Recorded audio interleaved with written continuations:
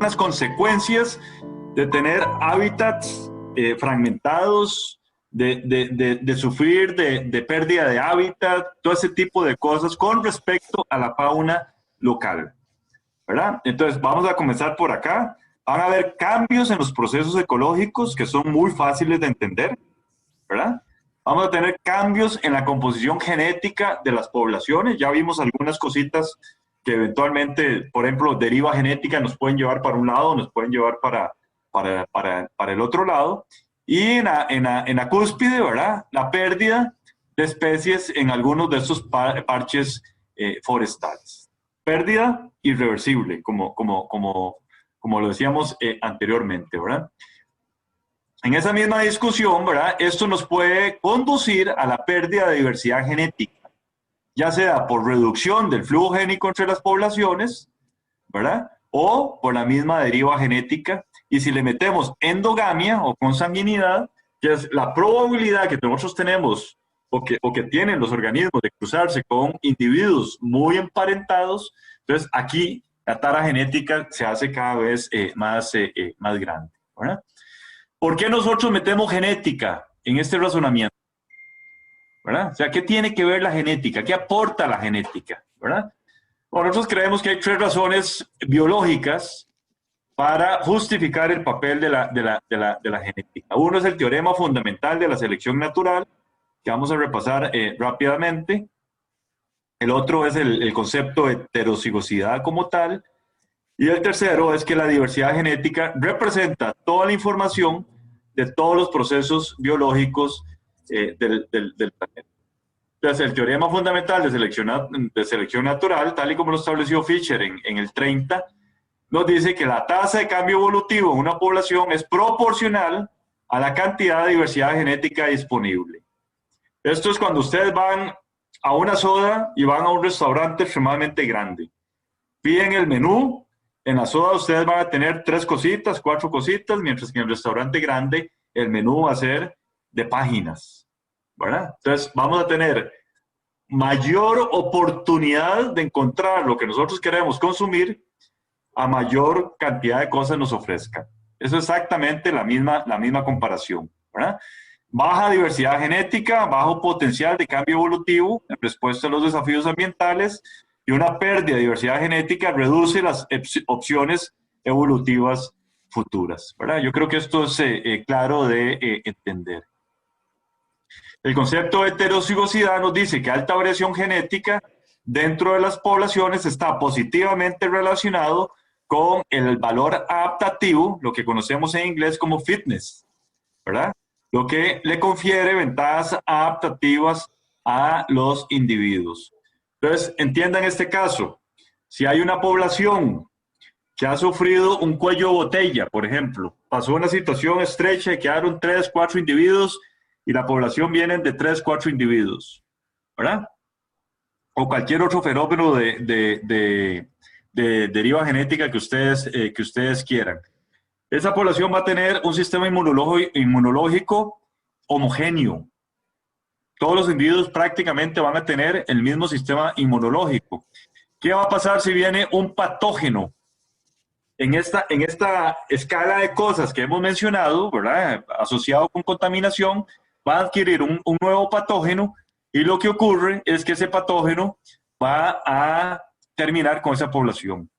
¿Por qué? Porque no tienen el espectro de diferentes respuestas, ese sistema inmunológico no tiene las diferentes respuestas como para generar una reacción positiva ante este patógeno. Entonces la población muere. Mientras lo contrario sería que los individuos, por A o por B razones, han estado ahí evolutivamente por mucho tiempo, no tienen un parentesco en común, hay una diversidad de opciones diferentes en el sistema inmunológico, viene ese mismo patógeno, mata a 3, 4, 5 individuos, pero el resto no le genera absolutamente ningún problema. Es decir, otros animales tienen las opciones evolutivas de generar inmunidad contra ese patógeno, ¿verdad? Y el tercer punto que decíamos es que representa toda la información de todos los procesos biológicos en el planeta, ¿verdad? Todo lo que tiene que ver con productos bioquímicos, patrones de crecimiento, comportamiento instintivo, forma y color, todo eso tiene que ver con genética. Yo creo que no hay que insistir en esto, ¿verdad? También hay un valor económico de los recursos, todas las medicinas y muchos otros productos vienen de la biodiversidad, ¿verdad? Y ni para qué decir los servicios que brindan los ecosistemas, que son fundamentales para que haya vida. Y no menos importante, yo siempre lo menciono adrede en una clase de biología, el aspecto estético y el simple derecho de los organismos de existir. ¿A quién le dijo al ser humano que nosotros tenemos la potestad de decir este sí y este no? Y es prácticamente lo que nosotros estamos haciendo en términos generales, ¿verdad? Entonces, como para ir recapitulando, factores genéticos en biología de la conservación, nos interesa mucho la depresión endogámica. Es decir, todo ese efecto de la endogamia en la población. Nos interesa la pérdida de la variación genética en pequeñas poblaciones. Nosotros siempre estudiamos pequeñas poblaciones, ¿verdad? Y obviamente la acumulación de mutaciones deleterias, mutaciones que van a tener una connotación negativa, ¿verdad?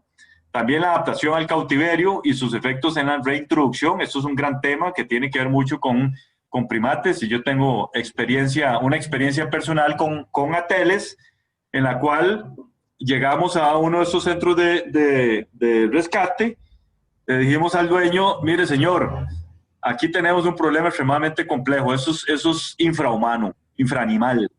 Usted no puede tener 6 animales en una jaula de 3x3. Si yo consigo fondos, usted me los da. Creo que lo mencionamos en una de las clases. Entonces fue aquel experimento que pusimos en Sarapiquí unos y en Castro Blanco otros, y al final tuvimos que recapturar a los 6 individuos. Creo que se los comenté, ¿verdad? No, creo que no, Tao. No. Creo que no. Eso fue una experiencia interesantísima. Eso se realizó por ahí el 2006, 2007. Conseguimos plata privada, buena plata, porque eran estudios caros.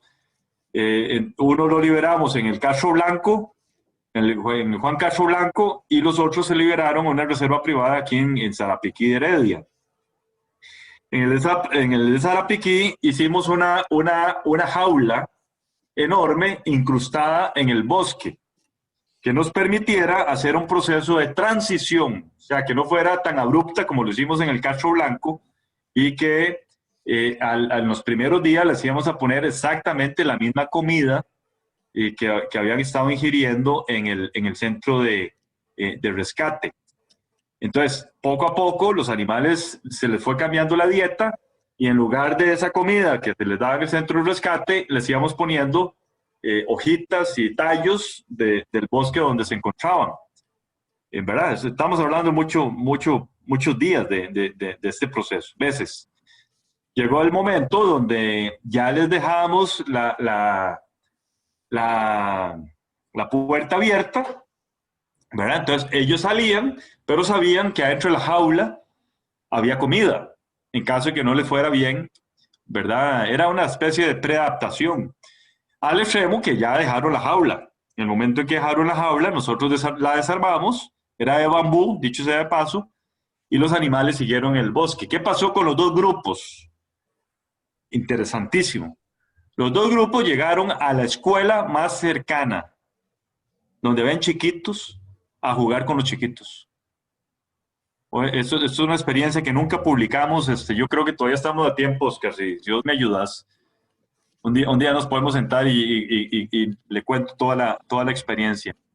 Y bueno, poco a poco, primero llegó uno, tuvimos que ir a recapturarlo y volverlo a llevar al mismo centro. Después llegó otro por el otro lado. Bueno, 3 y 3. Y los 6 animales tuvimos que recapturarlos y volverlos a meter a la misma jaula. Porque la responsabilidad de nosotros de que esos animales le generaran un mordisco o un aruñazo a alguno de los chiquitos era enorme. La última llamada, por cierto, esa mona se llamaba Shakira. Le pusieron Shakira en el centro de rescate porque tenía mucho pelo rubio y una buena cadera. esa mona Shakira, nos llamaron un martes, a mí no se me va a olvidar nunca esa llamada, a las 4 de la tarde. Imagínense, un martes a las 4 de la tarde estaba yo en la escuela, cuando de casualidad era un número desconocido, de casualidad contesté, porque casi nunca contesto desconocidos, y entonces me dice, es don Gustavo, mire, es para decirles que la mona Shakira está jugando fútbol con los chiquitos. Estaba en la plaza de fútbol con los chiquitos, yo les dije, bueno, denme 3 horas y yo voy a estar ahí en 3 horas. Pero que no se nos vaya esa mona. Y bueno, llegamos 7:30 de la noche, Ronald y yo a capturarla, a ponerle un dardo para tranquilizarla y hacer el desplazamiento donde ella se encontraba. Esas son historias interesantes que, dicho sea de paso, una entrevista que me hicieron desde El Salvador. En El Salvador el único mono que existe es Ateles, imagínense. Y quedan como, no sé, Oscar, ¿cuántos? 30, 40, todo el país. No sabría decirte, pero son menos de 50. Por eso, por ahí anda, sí, tal vez 30, pongámosle que 30 es mucho. Y entonces me llamaron el equivalente al MINAE de El Salvador a hacerme una pregunta de cuál era mi experiencia con translocación de individuos. Y le digo, mire, no lo intenten de animales que están en cautiverio, porque la gran mayoría en El Salvador está en cautiverio. Hay más animales, ateles, en cautiverio en El Salvador que en libertad. Imagínense ustedes qué cosa más impresionante, ¿verdad? Bueno, y el otro factor es depresión exogámica, que esto tiene que ver con la adaptación local. O sea, cuando nosotros tenemos una población y está bien adaptada y venimos y le introducimos un factor externo, como que le metemos animales nuevos, eso es depresión exogámica. Estamos rompiendo nosotros con eso que hace que esos animales estén bien por ahí. Oscar, ya yo tengo las 3 y me faltan bastantes diapositivas. ¿Qué hacemos? Podemos seguir unos 10 minutos más y después... Ok, voy a tratar de ir un poquito más rápido. Pérdida de diversidad genética disminuye las posibilidades de responder a cambios ambientales, ya lo dijimos, ¿verdad? Elimina información biológicamente útil, ¿verdad? Tal y como lo dijimos anteriormente. Entonces, la aplicación de la genética en la conservación es mantener la diversidad genética y así preservar opciones para futura evolución. Eso es lo que a nosotros nos interesa. Esta población está bien, entonces vamos a mantenerla bien, ¿verdad? Desde el punto de vista genético, ¿verdad? Y definitivamente que es una guía para el manejo y programas de recuperación de muchas especies. El problema no es fácil de ligar con el tema de la conservación, ¿verdad? Poblaciones pequeñas, silvestres o en cautiverio tienden a perder variación genética con el tiempo, eso es fácil de entender, ¿verdad? Y bueno, como lo hemos mencionado, esa pérdida de variación aumenta la probabilidad de extinción y reduce oportunidades de futura adaptación. La fragmentación de hábitats y la destrucción de los hábitats continuarán produciendo poblaciones cada vez más pequeñas y aisladas. He ahí mi preocupación con respecto a lo que les presenté de las áreas protegidas en nuestro país, ¿verdad? Y es extremadamente importante como tal entender las consecuencias genéticas para la conservación de estas especies. Entonces, a grosso modo, las metas a largo plazo de esa disciplina de la biología es retener suficiente variación genética.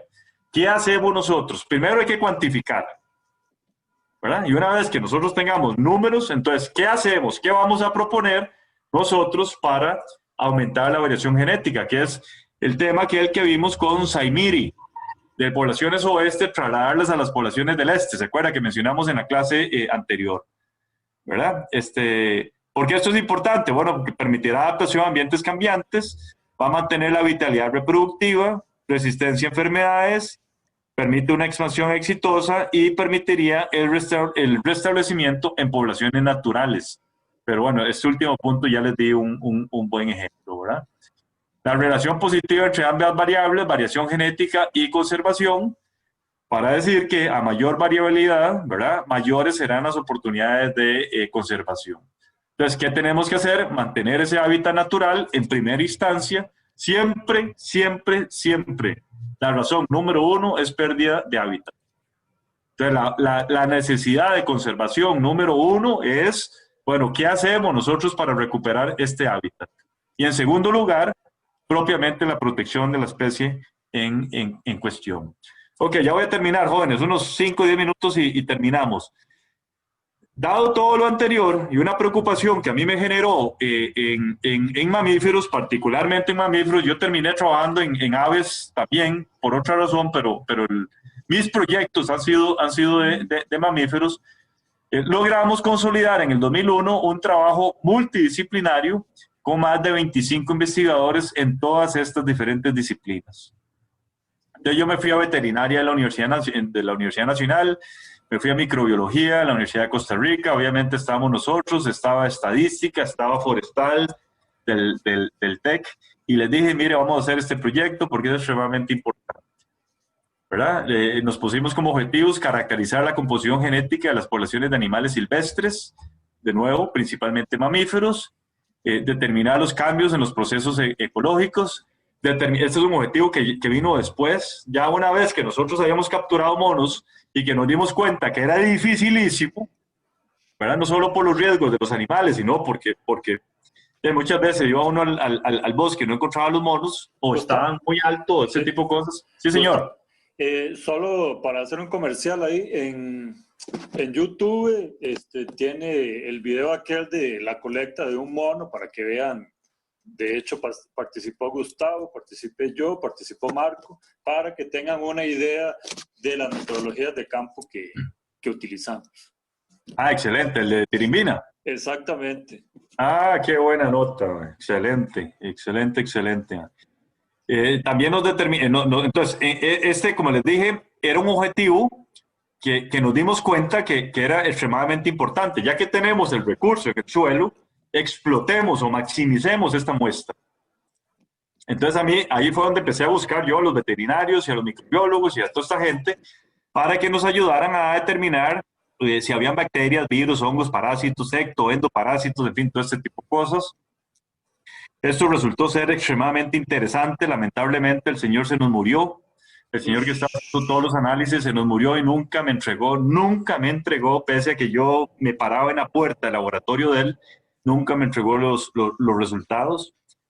Solo una vez que me los compartió, pero era un asunto impresionante y una correlación altísima asociada con la presencia de monocultivo en algunas áreas y los altos niveles de químicos en la sangre de estos animales.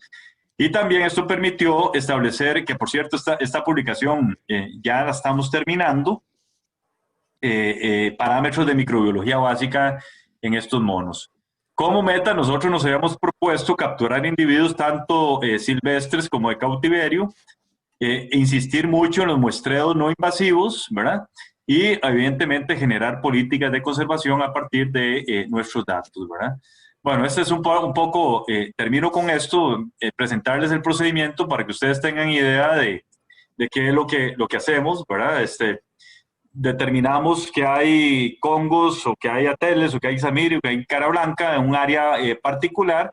Vea todas las dificultades que nosotros tenemos en este bosque. Alguien había introducido, esto es una especie de isla ahí por Caño Negro, y ahí habían introducido unos ateles, entonces a nosotros nos interesaba ir a estudiar esos ateles para hacer comparaciones con respecto a animales que tenían una mejor conectividad.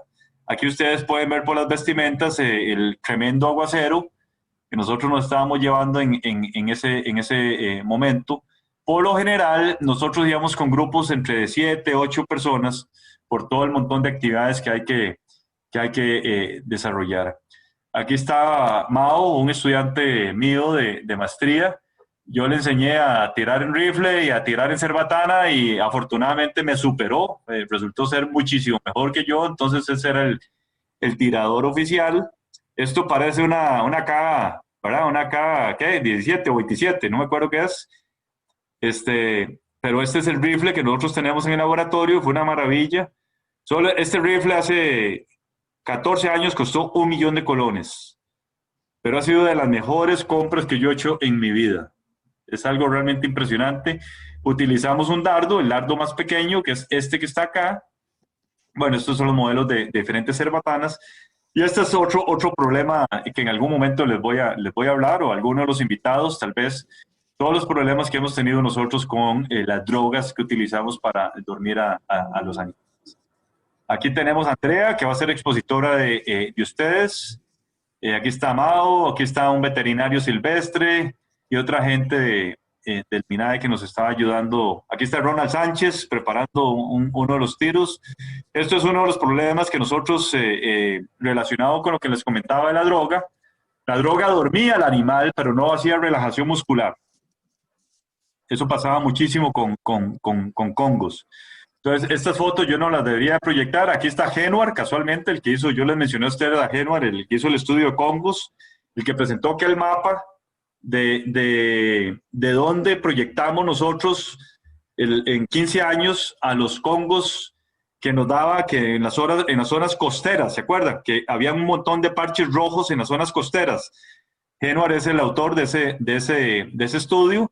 Bueno, y aquí estoy yo, encaramados. Vean ustedes que sin absolutamente ninguna norma de seguridad, obviamente esto no lo haría jamás en estos días, después y nunca, afortunadamente, nunca tuvimos ningún susto, nadie se cayó, pero era de matarse. O sea, era de la altura de que Genuar estaba y la altura que yo, ahí me ven paralizado a mí porque llegó un guardaparque y me dice Gutiérrez, solo Gutiérrez me decía, Gutiérrez, ¿cómo le va con las serpientes? Todo el mundo sabe que yo le tengo pánico a las serpientes. Y me dice, afortunadamente no he visto ninguna. Y me dice, ¿cómo que no? Vea, 1, 2, 3, 4. En el árbol que yo estaba, habían 4 serpientes venenosas. Yo me hice tirado de ese árbol. No sé cómo no me maté, pero me hice tirado, ¿verdad? ¿Qué era lo que pasaba? ¿Perdón? ¿Cuándo fue eso, Gustavo? No, eso fue como en el 2004. Sí, más o menos. Porque ahí tenía que estar chamaco para encaramarse ahí. No todavía estoy chamaco, Oscar. Pero más chamaco. Es muy difícil subirse ahí. No, sí, hace 16 años estaba más joven que ahora, Oscar. Con certeza. Definitivamente, ¿verdad? Pero no mucho. El problema acá es, ese parchecito que está acá era el mono. Entonces el mono quedaba colgando, pero como el relajante muscular no hacía efecto, se despertaba y se reincorporaba y perdíamos nosotros ese trabajo valiosísimo. Entonces, esas eran las razones. Ya después sofisticamos, yo le pagué un curso a Genuar y entonces con arnés y todo ese tipo de cosas ya, pero en ese momento ya estaba terminando la maestría y la inversión no me la pagó nunca. Se fue a trabajar a Conagevio y me dejó botado con todo ese tema. Bueno, vean ustedes, el impacto de la caída del animal es tan grande que definitivamente nosotros tenemos que tener seguridad que vayan a caer en las redes, ¿verdad? Entonces, aquí hay un río en el cual pasó un vecino y me dijo, tengan cuidado porque ahí hay cocodrilos. Estábamos en Chomes, este es un río por Chomes. Imagínense que a uno le den esa noticia, a uno como responsable. Yo tuve que más o menos inspeccionar el área junto con el otro profesor, Ronald Sánchez, y asegurarnos, ¿verdad?, que no había cocodrilos y que el animal cayera exactamente en la red, ¿verdad? Aquí estamos en un centro de rescate y aquí estamos creo que esto fue Carara, me parece que esto fue una gira de Carara. El animal, vean que cae en la red, tiene que caer en la red, si no es peligrosísimo que se le reviente cualquier órgano interno. Entonces, Oscar, que nos acompañó a esa gira que nació en Tirimina en abril del año pasado, ahí se puede dar cuenta del montón de cálculos que hay que hacer y por qué es importante que vaya mucha gente a cada una de estas giras. Imposible que 3 personas salgan airosos con todo este procedimiento, ¿verdad? La verdad es un estrés constante ahí, un miedo de que algo pase mal ahí, de que el bicho no caiga exactamente donde debe caer. Entonces hay que tener nervios de acero. O incluso que caiga encima de la cabeza de alguno de nosotros. Otra posibilidad. Eso sería catastrófico para el animal y para la persona. Aquí tenemos al doctor Julio Ruiz, que nos va a dar una charla. Él es el que nos va a dar la charla de biomedicina, el uso de los animales, de los primates en biomedicina. De pura casualidad me sale Julio, que nos acompañó a 3, 4 giras que nosotros hicimos. Ustedes se pueden imaginar la cantidad de muestras que teníamos que tomar, porque eran muchísimas alícuotas, ¿verdad?, para diferentes grupos, Por ejemplo, aquí tenemos a don Misael y a Idalia. Don Misael, sin temor a equivocarme, es el mejor parasitólogo de Costa Rica. Actualmente tiene 82 años y él no dejó de ir, bueno, esto obviamente fue hace más años, pero él no dejó de ir a todas las giras. En todas las giras nos acompañó y ahí está sacando ectoparásitos, tratando de encontrar ectoparásitos. Dicho sea de paso, no encontramos uno solo. Eso llamó muchísimo la atención. Se tomaban muestras de la boca, como pueden ver ahí, heces, yo era el que tomaba las muestras de sangre, en fin. Había una maximización del recurso una vez que estaba en el suelo. Ya cuando se habían tomado todas las muestras, otros estudiantes procedían a medir miembros anteriores, miembros posteriores, el peso, teníamos un caliper ahí, ¿verdad? Y medíamos el tamaño de los dientes. Todas esas estadísticas las tenemos ahí, esperando que venga alguien interesado en estadística y hacer todos esos análisis, ¿verdad? Hay que publicar eso, Tavo. Hay que publicarlo porque hay muy poca información sobre el tema, incluso para el vato, que es la especie más estudiada. Usted busca en internet y es muy poco lo que aparece. Con gusto le paso porque la semana pasada recopilé todas esas bases de datos. Las tengo ya en mi computadora. Se las puedo pasar, Osquitar, para que usted le vaya entrando a eso. Claro, ahí lo vemos. Ok, el proceso de liberación era extremadamente importante. En algunos casos nosotros teníamos el carro cercano, entonces improvisábamos una jaula de esa forma y cuando nosotros nos asegurábamos que ya estaban totalmente listos para reincorporarse, quitábamos la red. En la gran mayoría de los casos no teníamos esto, entonces había que jalar un kennel, ¿verdad? Y de igual forma, cuando nosotros veíamos que el animal se podía reincorporar, abríamos la puerta y listo. Pero en el 70% de los casos no teníamos nada de esto y lo que teníamos que hacer era uno de nosotros con un guante estar controlando que el animal no se subiera hasta determinado punto. Nada más para contarles, en 120 giras logramos capturar 455 animales.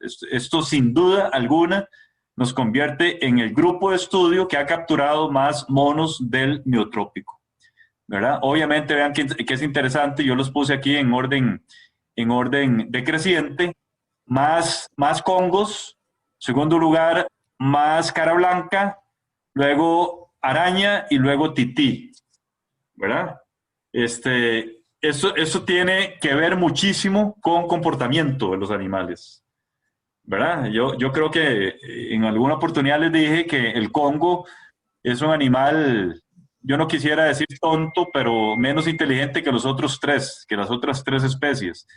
Si ustedes tuvieron la suerte de estar en un sitio, primero encontrar los arañas, que son extremadamente difíciles de ver, y si tuvieron la suerte de bajar una araña en segundos, pero es impresionante, en segundos, el resto de la tropa ya va a 50 metros, 70 metros de donde quedó el primer animal. En cambio, el mono congo no se inmuta, ¿verdad? Eso que mencionaban ustedes, que empieza a tirar caca o ramas o lo orinan a uno, ese tipo de cosillas, pero no se va. Entonces, si nosotros tenemos 2 rifles, hay 2 personas tirando y nosotros hemos llegado a tener 8 animales de una sola tropa en el suelo en cuestión de 1 hora. Entonces, eso tiene que ver muchísimo con comportamiento y obviamente con facilidad, ¿verdad? Y disponibilidad de hábitat y todo ese tipo de cosas, ¿verdad? Bueno, yo creo que ahí más o menos, bueno, nada más para mencionarles el proceso, para que lo entiendan cuando vayan a leer. Cualquier tejido, cualquier muestra del animal biológica, vamos a obtenerla, hacemos la extracción de ese ADN, ¿verdad? Hacemos amplificaciones de segmento que nosotros queremos estudiar, ¿verdad? Lo pasamos por un aparato, este aparato lo tenemos en la escuela, que nosotros le llamamos en términos generales analizador genético, y la información que nos da es esta, ¿verdad? Yo creo que no hay tiempo, ya yo tengo 3:20, esto es abuso, y va en contra de las normas de la virtualización, así que mis disculpas, jóvenes. pero en alguna oportunidad yo les voy a enseñar a leer esto, ¿verdad? Para entender cómo pasamos de estos picos que ustedes ven ahí, en este momento son picos, a números y luego a variantes genéticas o cierto tipo de medidas estadísticas que nos permiten cuantificar variabilidad genética, ¿verdad? Bueno, yo terminaría, ahí esa es la introducción que yo quería hacerles para que cuando vayan a leer algunos de los articulitos que les vamos a asignar, puedan entender más o menos las cosas detrás de cada uno de esos estudios. Cualquier pregunta, jóvenes, comentario, con todo gusto. Tavo, antes de que los muchachos hagan alguna pregunta, quería ver si complementar rápidamente el asunto de la diversidad genética en las cuatro especies de primates que tenemos. O sea, ¿cuál es más diversa, cuál es menos diversa, según los datos que han analizado hasta la fecha? Sí, bueno, nos faltan algunas cositas que todavía estamos sacando. Por ejemplo, de Ateles, si regresamos a esto, de esos 73 individuos, más de 50 individuos son de cautiverio. Vean ustedes el problema seriosísimo que tenemos nosotros en ese muestreo. Entonces, ahora está Nelita, que Nelita es la asistente del curso, ¿verdad? Nela Mata, haciendo su maestría para poder mejorar este muestreo, sobre todo incrementar el número de individuos silvestres. Estos, por supuesto, que los vamos a utilizar, pero fácil, calculo yo que necesitamos entre 30, 40 individuos más de origen silvestre para que Nela pueda completar y tener una buena tesis. Entonces, de Ateles no tenemos absolutamente nada. De Cara Blanca, yo sí tengo estos estudios que los voy a compartir con ustedes, que también están pendientes de lo que pasa, jóvenes, con los colegas de ustedes. Cuesta mucho, se egresan muy fácilmente. Ustedes son excelentes para llevar cursos. Excelentes y buenas notas. Terminan y viene aquel martirio de la tesis. Entonces, pasa mucho tiempo los estudiantes terminando una tesis. Se gradúan porque está uno ahí detrás, defienden la tesis y es un excelente trabajo. Y la peor parte que a mí me cuesta mucho entender es que estando la tesis escrita, no se pasa a un artículo de publicación.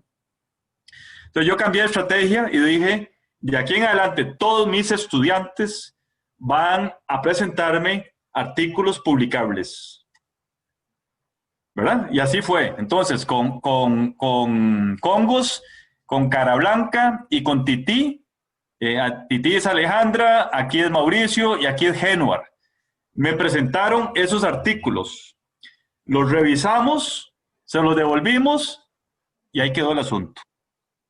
Vea lo que estamos, no se puede imaginar. Bueno, Mauricio está en Estados Unidos haciendo un doctorado, ya casi termina el doctorado y no me ha entregado el borrador para enviarlo a publicación. Genuar se fue a trabajar, le gustó mucho el asuntito de la platica y siempre me pone una excusa que tiene mucho que hacer y bueno. Y Alejandra se fue a trabajar a otro lado completamente diferente y ella sí dijo, yo no le puedo dar continuación a esto y es un tema que yo tengo que retomar definitivamente. Pero más o menos para responderle la pregunta a Osquitar, Squirrel, el tití, muy mal. La variación genética del tití es extremadamente baja.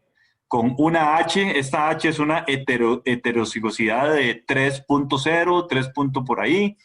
El del Howler, ustedes lo van a ver acá. De hecho, se los iba a presentar, pero como se me hizo muy largo, este es un estudio que hicimos nosotros comparando las 4 especies de albata que existen en América, con Manuel Ruiz, que es un productor extraordinario de artículos. Una cosa realmente impresionante.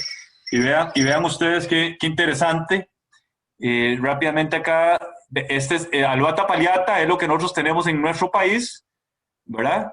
El Seniculus está voy a enseñarles acá. Acá está palliata, ¿verdad? Esto es todo palliata. Palliata, palliata, palliata. En Colombia también hay palliata equatorialis, ¿verdad? Subespecie. Aquí está Manconelli, aquí está Caraya y por acá está Seniculus, ¿verdad? Seniculus, Seniculus. Entonces vean ustedes qué interesante que todos están relativamente bien, ¿verdad? Aquí hay una esperada, digamos, una teórica que es .452, la nuestra, .6, .6, .6, ¿verdad? Es decir, nuestro palliata es el que peor está en América. Este artículo ustedes lo van a leer, yo se los voy a pasar, ¿verdad? Y luego, si regresamos a entonces, en términos de variabilidad genética, de peor a mejor, este es el peor, este es el que le sigue y este es el que le sigue. Pero yo estoy totalmente seguro con los datos de Nela que el mono araña es el que va a estar peor de las cuatro especies. Ok. Yo creo que estamos, ¿verdad? Entonces estamos, hasta luego, nos vemos Aquí la próxima están, semana. jóvenes. Chao. Que estén muy bien. Hasta luego. Hasta luego. Luego, por ahí.